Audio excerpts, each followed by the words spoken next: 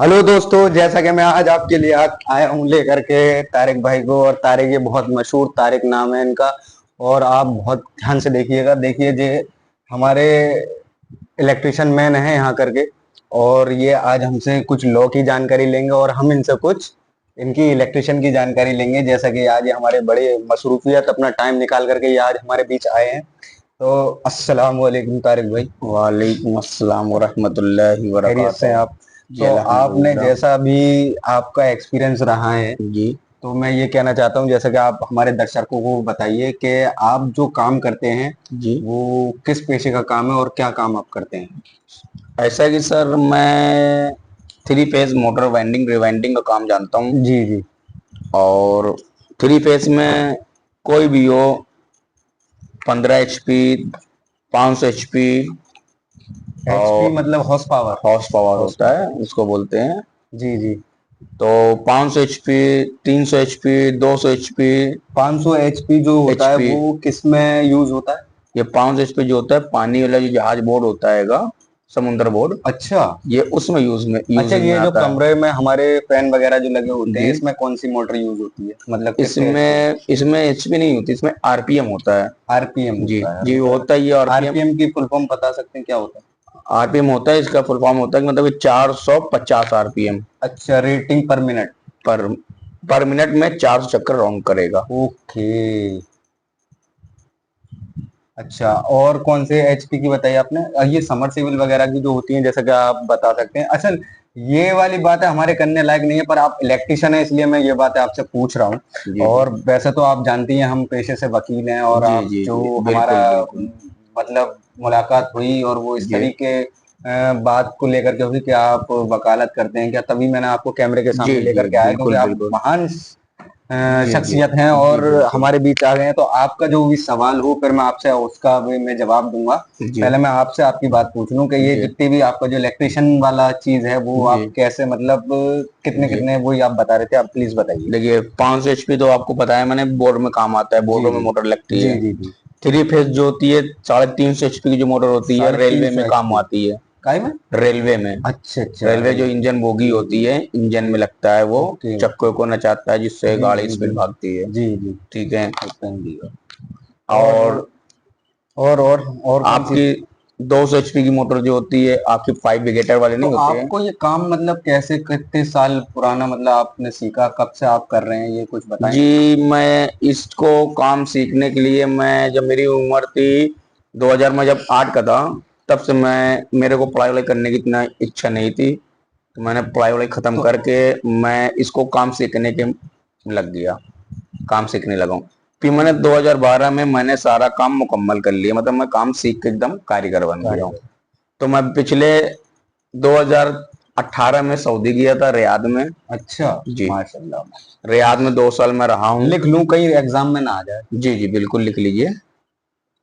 खैर, ये तो एग्जाम में नहीं आएगा। जी आप जी। हमसे क्या कंसेंट करना चाहते हैं या क्या पूछना चाहते हैं वो आप पूछिए, जैसे कि मैंने आपकी सब बातें पूछ जी ली। और आप जो पूछना चाहें जी जी। वो आप पूछ सकते हैं।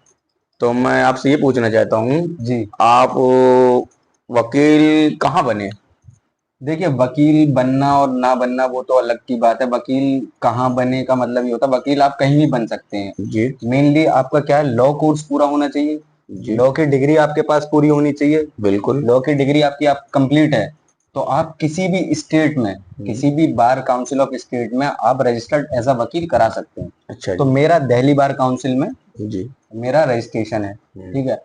अब जो रही प्रैक्टिस की बात, जी। ठीक है, एडवोकेसी की बात, हम्म, तो वो एडवोकेसी आप किसी भी कोर्ट में उसकी बार काउंसिल ऑफ एसोसिएशन की मेंबरशिप लेकर के आप कहीं भी प्रैक्टिस कर सकते हैं। ओके। जैसे कि दिल्ली में हालांकि 5 से 7 कोर्ट हैं। जी। पहला है साकेत, फिर रोहिणी, हम्म कड़कड़ुमा, और तुम्हारा 30 हजारी, हम्म, और तुम्हारा पटियाला हाउस, और सुप्रीम तुम्हारा court. High court, supreme court, वो तो सभी को जी। पता है।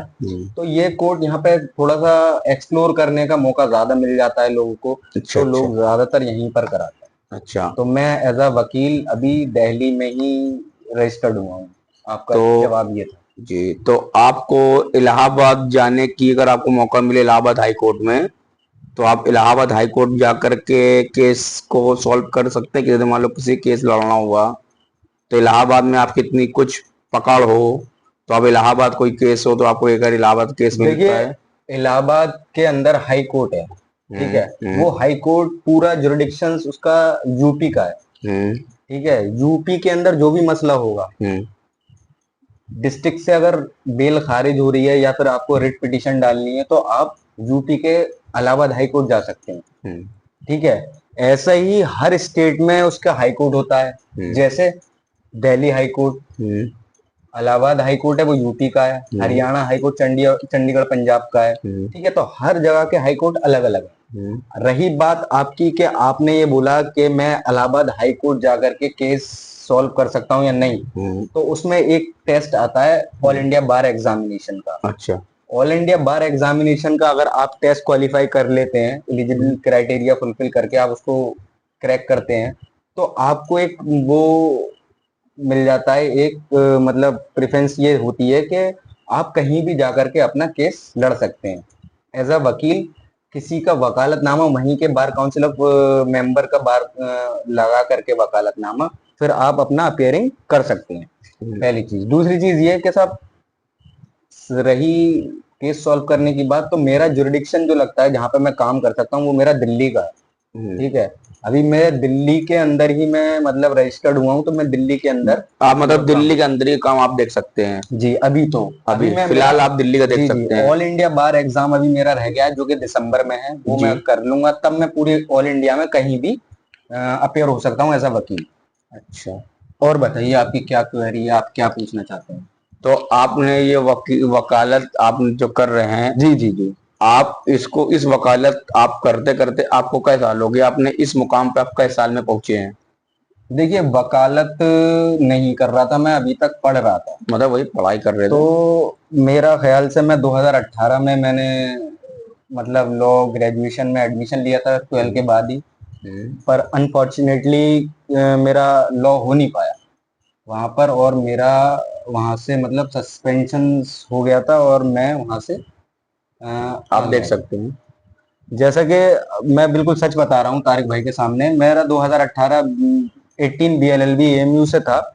तो मैं वहां पर मतलब एक सेमेस्टर ही पढ़ा हूँगा, उसके बाद मेरा सस्पेंशन कर दिया गया 3 साल के लिए। फिर उसके बाद मैंने आकर के बीकॉम किया, ठीक है। लॉ मैंने अपने दिमाग में रखा, और मैंने वो जो फर्स्ट ईयर में जो मैंने कोट पहना था, ब्लैक कोट, तो उसको मैंने हाथ नहीं लगाया। और हाथ न लगाने का मसला ये था कि मैं कोट की इतनी इज्जत करता था कि मैं जब तक सस्पेंशन वापस न ले लूं जब तक मैं उस कोट को पहनूंगा नहीं।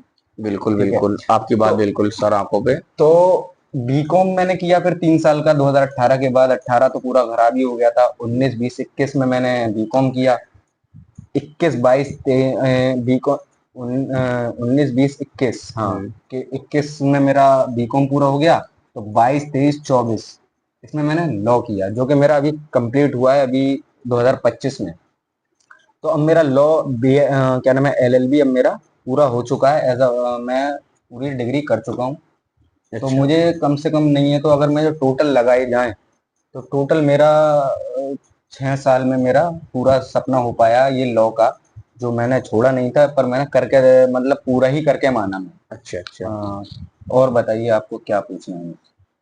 बस आपसे इतना ही पूछना था, बहुत बहुत धन्यवाद। Thank you for peaceful listening and have a nice night. Okay.